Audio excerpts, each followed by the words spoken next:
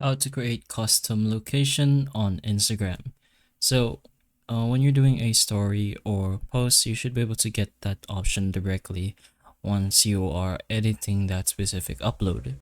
So, per example, over here, once we're done editing our post, all you'll have to do is press on the next option and you'll be able to see a add location option.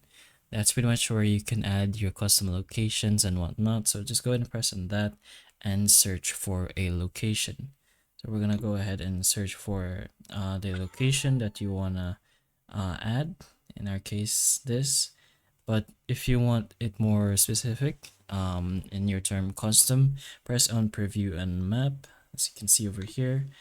Then just go ahead and press on done. Then what you have to do now is add location, and that way you'll have pretty much your own location for your posts or upload on Instagram. But that's pretty much how you can create your custom location on Instagram. So hopefully the information of this video can help you, and if it can, please like and subscribe for more videos like this, and that's all.